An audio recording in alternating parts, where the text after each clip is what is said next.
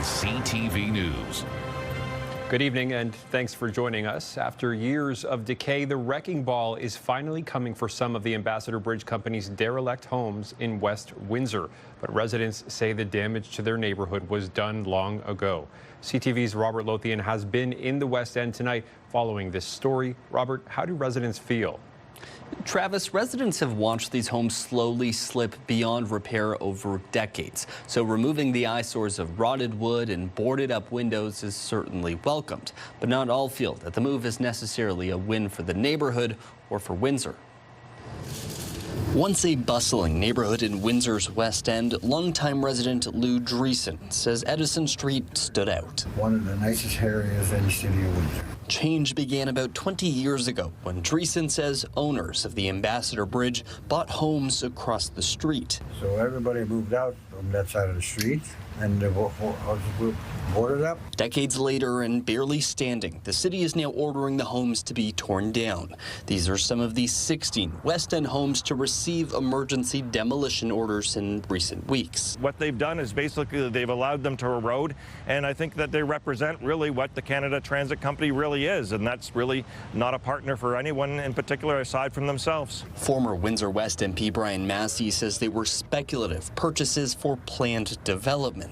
Bridge parent company, the Canadian Transit Company, lobbied for the homes to be demolished. Plans range from a twinned bridge span to a new access road to a new plaza.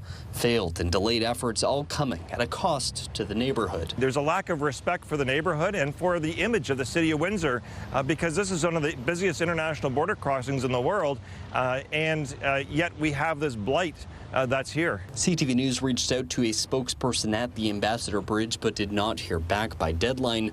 While he's hopeful for change, Massey feels the demolition in itself is not a win. When you take them off the market, not only you're affecting that home getting off the market, you're driving up the market of other homes because there's less affordable homes at the entry-level point. And that's the worst thing that we have for young people today. And though he's not holding his breath on Edison, Dreesen is happy for at least one less eyesore. Finally, maybe something's going to happen here that they're going to build once they're gone.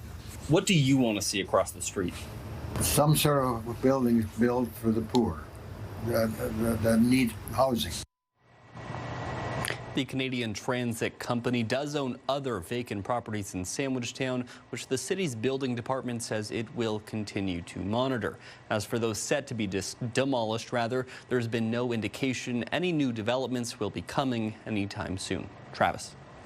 Thank you, Robert. That's CTV's Robert Lothian with our top story tonight. At City Hall, Windsor's mayor says it's time to pay councillors more, even if it means taking a pay cut himself. Mayor Drew Dilkens is proposing an extra $5,000 a year for each city councillor to help cover work-related expenses. To pay for it, he'd cut his own salary by $50,000, keeping the city's compensation budget unchanged. Dilkens currently earns about $219,000 a year, more than the mayors of several larger Ontario cities. He says the cut would bring Windsor's mayoral salary more in line with comparable municipalities. A major turn in the fatal Amherstburg house fire investigation. Police now say Friday night's deadly fire on Texas Road is not believed to be arson. The Ontario Fire Marshal has taken over the investigation and is working to determine how the fire started. A 47-year-old man died at the scene. And do you recognize this rider? Windsor police would like a word. They're trying to identify a dirt bike driver accused of doing wheelies, weaving through traffic and riding on sidewalks along Wyandotte Street yesterday. Investigators say the bike had no license plate and the rider wasn't wearing a helmet. Anyone with information is asked to call police or Crime Stoppers. And Essex County OPP have released some surprising numbers today from their Canada Day long weekend traffic campaign. Officers laid 432 speeding charges, the highest total in the OPP's West region, along with 74 seatbelt charges, 13 impaired driving charges, and 11 distracted driving charges, all among the highest in the region. Police say far too many drivers are still taking unnecessary risks behind the wheel. In Sarnia, reaction tonight to Premier Doug Ford's joint pipeline proposal with the province of Alberta, with the new pitch stirring up old conflict. CTV's Jerry Dewan has more. The Northern Shield Energy Corridor would build 3,300 kilometers of pipeline from Hardisty, Alberta to refineries in Sarnia. The head of the Sarnia-Lambton Economic Partnership says the pipeline could bring generational change. You don't undergo a pipeline project without having certainties, not just for years, but for decades into the future. Matthew Slotwinski says the economic opportunities will extend beyond oil refining. It's important to note that this project is Canadian feedstock through a Canadian pipeline to Canadian refining, which ultimately is the engine that feeds manufacturing across Ontario and Eastern Canada. This is a project we should all be excited for. Ada Lockridge is a member of the Amnajong First Nation and an environmental activist. Her work has led to expanded water and air testing throughout the region. While she's had concerns about the environmental impacts of the Chemical Valley, she's not taking a stand against the pipeline project. I'm not opposed to it because, like, what's going on with the United States and that right now. Lockridge says volatility created by the Trump administration makes it necessary to be less economically dependent on the U.S. Amnajong sits on the southern edge of Sarnia, adjacent to the Chemical Valley. She wants to ensure oil refineries and petroleum-related businesses continue to operate safely. Lockridge says it's imperative to have comprehensive air and water quality monitoring and to be absolutely transparent with whatever information is gathered. The Northern Shield proposal has already raised red flags for Lockridge. She says sulfur in the air has long been a concern in the Sarnia region, and she's seen reports that crude flowing from Alberta could have higher levels of sulfur. Sarnia needs to clean up their sulfur and that here already. Amnajong First Nation Chief Janelle Namabin has issued a statement recognizing the economic potential of the line, but also identifying the nation's concerns, saying our community is already living in a state of environmental emergency. Adding new pipeline risks without addressing existing harms is unacceptable. In Sarnia, Jerry Dewan, CTV News. More education, more opportunity. That's the goal of a new partnership between Caldwell First Nation, Fanshawe College, and the Greater Essex County School Board. CTV's Michelle Molesky has the story. Caldwell's chief knows the power of education. When I got my high school diploma and my siblings got their high school diplomas, we were first-generation high school graduates. And it gives me great honor to say that my mom is going to be getting her high school diploma. That's why this signing is so significant. The Greater Essex County District School Board and Fanshawe College are going to work with Caldwell First Nation to encourage more band members to go back to school. There's a lot they might not know. They might not understand computers. But what the great part about this program is that there's so many people to help them through the journey. Caldwell students will either go to adult education programs in Windsor, Essex, or be enrolled in classes in London. It's free to participate in our ACE program, free to participate in our academic upgrading, and then working in partnership with Fanshawe's Indigenous Institute, it's really ensuring that there are other pathways for them if they're looking to go to college on the long term. When you think about a community like Caldwell, they come from community. So our success is how do we build that community so that they feel welcome, right, type of thing. How do we acknowledge them and their teachings and their way of living. We're just going to meet with Caldwell on a more regular basis to make sure we're meeting the needs of the community. So instead of an individual basis, we're looking more at a community basis and focus with Caldwell First Nation. The partnership is in its infancy, but already has shown interest. We have already 3 band members that are interested in pursuing this program. Band members interested in either finishing high school or entering the post-secondary world need only reach out to the First Nation office to get the ball rolling. In Leamington, Michelle Molesky, CTV News. In Michigan, a suspect connected to the deadly shooting at a mall 20 minutes away from Windsor was in court today. Martinez Dantes Long is facing felony firearm charges after a fight broke out Friday inside the Fairlane Mall in Dearborn. A not guilty plea was entered on behalf of Long for carrying a concealed weapon. 2 teens were killed in the shooting. A 3rd person was injured. Prosecutors say Martinez and another suspect are not being charged in the murders of the 2 teens because one of the shooting victims produced a firearm first during the dispute. During Tuesday's court hearing, a judge denied a reduced bail, citing the court's grave concerns about the well-being and safety of the community. Bond for Long was set at a $75,000 cash or surety.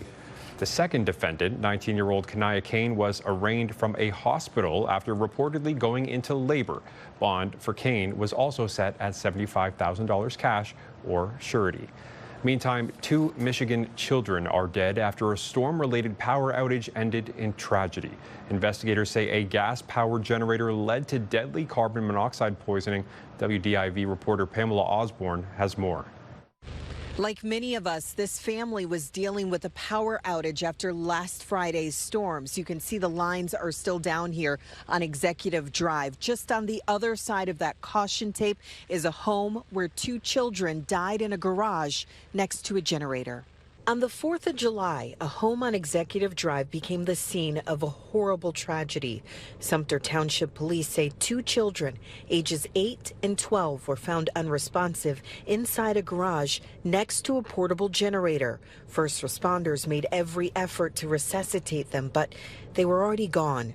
They say the tragedy is a stark reminder of the dangers of carbon monoxide poisoning. Sadly, these children weren't the only ones to die from the odorless gas. We've learned that we've had 3 deaths in the last week. And Detroit Fire's Dennis Hunter is the chief of fire prevention. Today he spoke with us about how to use generators safely, as many have and still are after Friday's storms. Generator placement is super important. All generators should be placed outdoors away from your home, but there are other considerations to take into account. One important element is to make sure that the exhaust is not facing any doors or windows, because even if it's outside, that CO can creep into your house and over time build up and cause different symptoms such as dizziness, headaches, cherry red skin, nausea feelings. Anyone experiencing those symptoms should call 911 right away.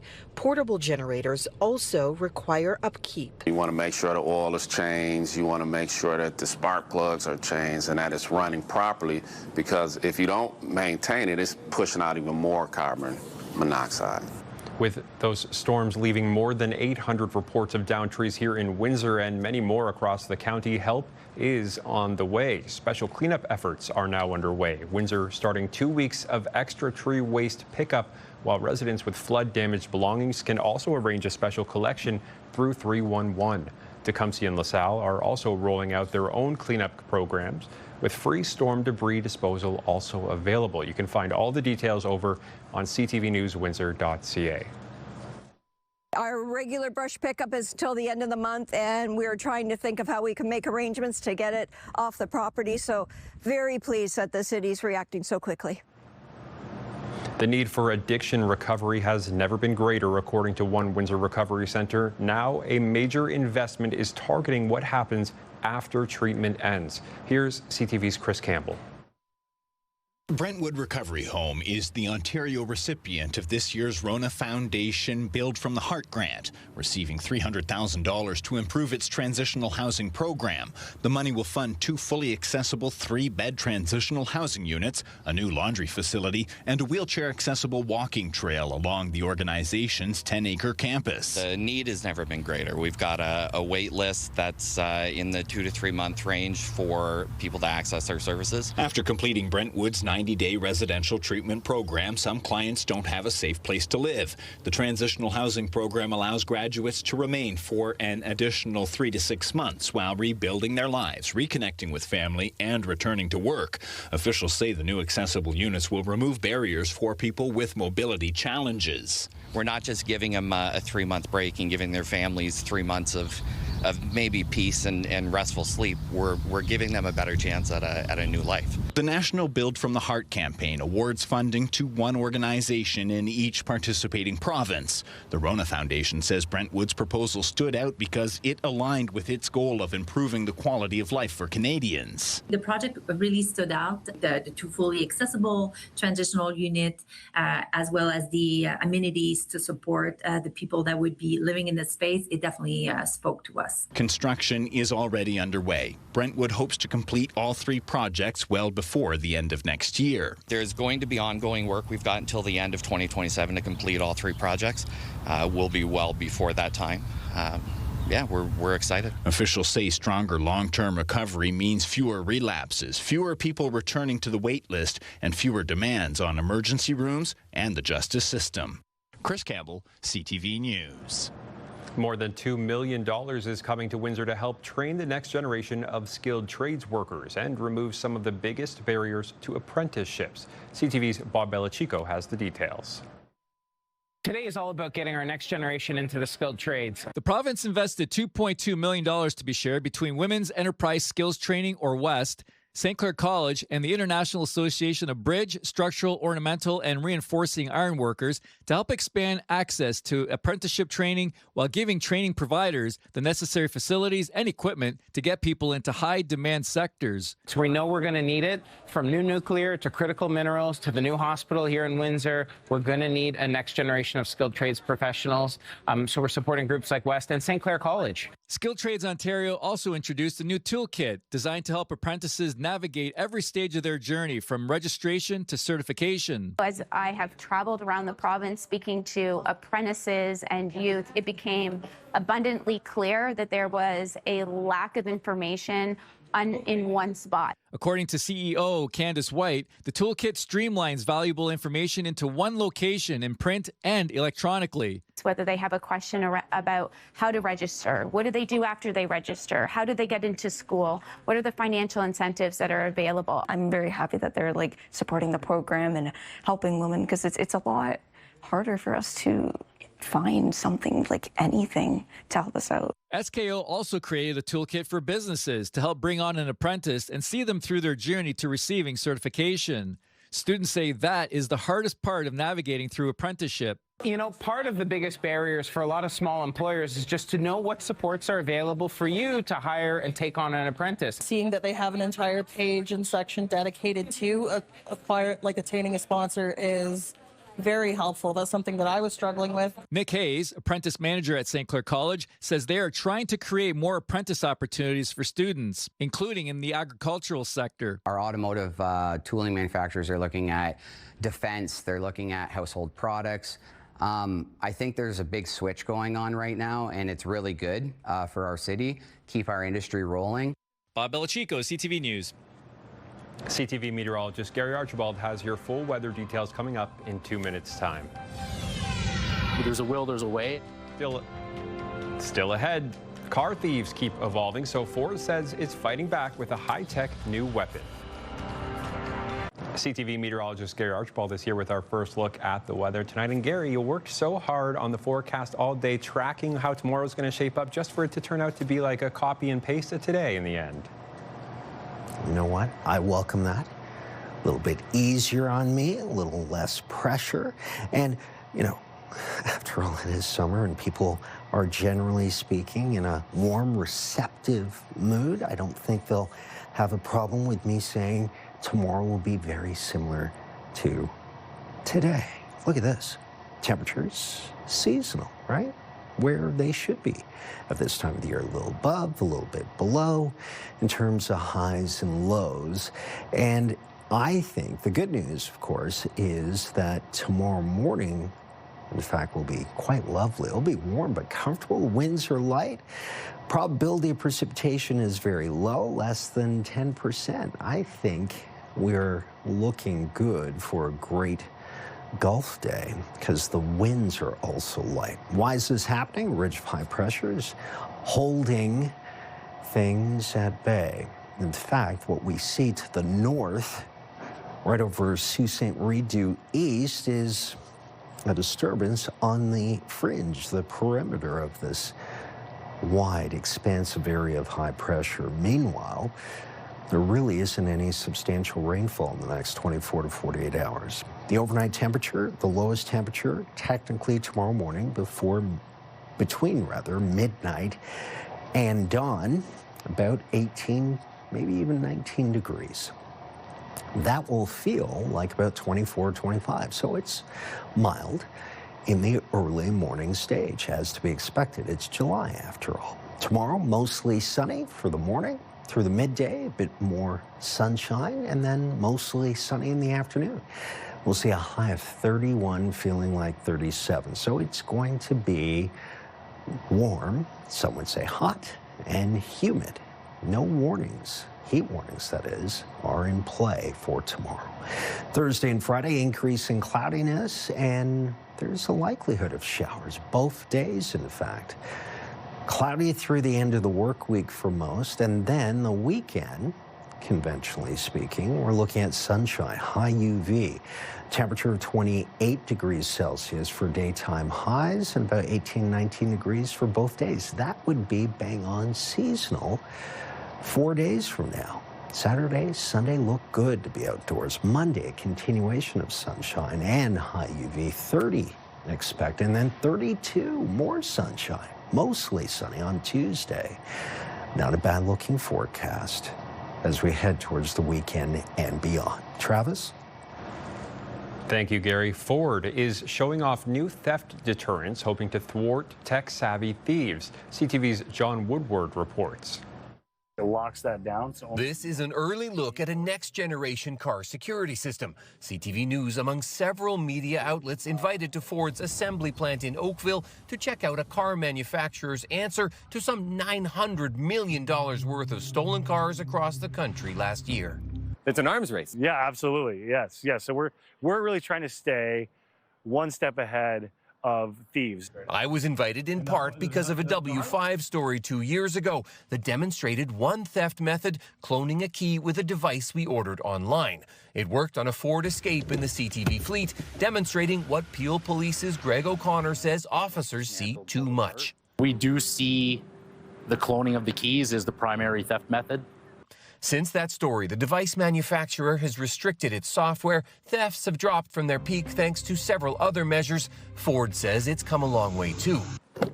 The company's group product manager, Ian Grotenice, took us through their system being rolled out on several newer models, where an app on your phone gives you a new way to lock people out of your car. If they start inhibit, can kind of proactively lock down your vehicle so that a thief can't drive it with or without a key. Once in that start inhibit mode, the car won't turn on for anyone. I don't know the passcode, so I'm not going anywhere. Exactly. Yep. But if you have the app, the phone can give you a code, just like how many people log into their bank. Okay, it's unblocked. Let's give it a shot. There we go. Other manufacturers are also rolling out new security. Ford touts start inhibit as a game changer for the most common tactic. How does this change what I was able to do? When vehicle start inhibit is on, that clone key is not going to work on that vehicle. Detective Sergeant O'Connor says it's a step in the right direction, but there's a will, there's a way, and I think there's always going to be an attempt to continue doing these things. It's an arms race, and you never know what the thieves will come up with next. John Woodward, CTV News. Meantime, contract talks for Ford workers are entering a critical stretch. Unifor says negotiations with Ford have been difficult as the union works toward a self-imposed Friday deadline. About 5,000 Canadian Ford workers are covered by the talks, with any agreement expected to set the pattern for upcoming negotiations with GM and Stellantis.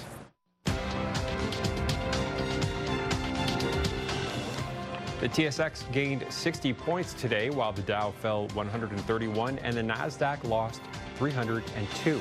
The Canadian dollar gained 1/10 of a cent, gold lost $10 an ounce, and oil added $1.89 a barrel. CTV News Windsor has launched a newsletter helping you start your day with the latest local news. By signing up, you'll get direct local content straight from CTV Windsor to your inbox, including top stories, the forecast, and videos. You can sign up at ctvnewswindsor.ca. A compromise could save part of a piece of Amherstburg history. A proposal going before Amherstburg's Heritage Committee would allow redevelopment of the former General Amherst High School while preserving key historic features. Under the plan, parts of the original facade and the school's murals would be protected as part of the new development. Speaking of Windsor-Essex landmarks, the Humane Society continues to celebrate a century of caring for animals. It enables us to be more dynamic, to be able to act on the spot, because honestly, you never know what kind of call you're going to get, whether it's rescuing a bald eagle, a falcon, a snake. It could be larger animals. We have to be ready. The Humane Society unveiled a centennial garden today in Jackson Park and announced it's raised $100,000 for 2 new animal rescue vehicles. Officials say the new fleet will help replace aging trucks used for rescues, outreach, and mobile veterinarian clinics. It's everything. Anything to do with an animal, whether it's your dog getting out in the backyard and running loose in the city, or injured raccoon, or abandoned like orphaned animals. Everything, and all to community support as well, bringing animals to foster partners and going to our pet smarts and things to drop off adoptable animals. Pretty much everything that we do that requires transportation, these vehicles do for us.